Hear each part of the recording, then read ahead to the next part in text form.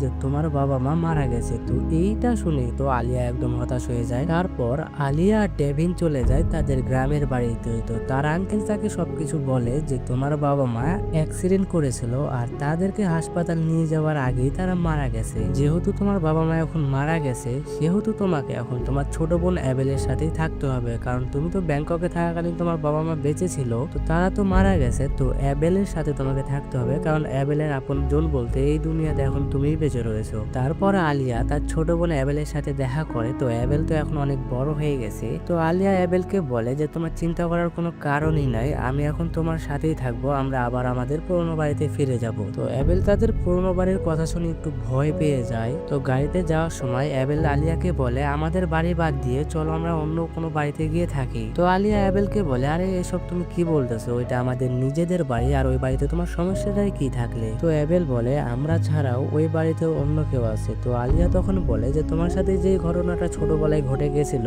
ওইটা হলো একটা চোর ছিল যা দেখে তুমি অনেক ভয় পেয়েছিলে। তো অ্যাবেলের জন্য কিন্তু তাদের পুরোনো বাড়ি তারা ছেড়ে অন্য বাড়িতে এসে ভাড়া থাকতো। তো যেহেতু তাদের বাবা মা মারা গেছে সেহেতু তাদের নিজের বাড়িতে তাদেরকে ফিরে যেতে হবেই। তো তারা তাদের বাড়িতে চলে আসে। তো এই লোকটার নাম হলো ম্যাং অ্যাসিফ। তো এটা আমি সংক্ষেপে অ্যাসিফ বলে রাখবো। তো অ্যাসিফ হলো আলিয়াদের বাড়ির কাজের লোক। তো অ্যাবেল কিন্তু তাদের পুরোনো বাড়িতে এসে সে কিন্তু অনেক ভয় পাচ্ছিল। তো এইখানে তাদের বাড়ির সবকিছুই কিন্তু সাদা কাপড় দিয়ে ঢেকে রাখা হয়েছে। তো অ্যাবেল যখন তাদের বাড়িতে হাঁটতেছিল সে দেখতে পায় যে একটা পানির বোতল অদ্ভুতভাবে গড়িয়ে চলে আসে। তো সে যখন ওই পানির বোতল যে ঘর থেকে গড়িয়ে এসেছে সে ঘরে যখন সে যায় সে দেখতে পায় যে এই ঘরে সবকিছু সাদা কাপড় দিয়ে ঢেকে রাখা হয়েছে, কিন্তু একটা সাদা কাপড়টা দেখতে একটু অন্যরকম লাগতেছে। তো অ্যাবেল অদ্ভুত নজরে ওই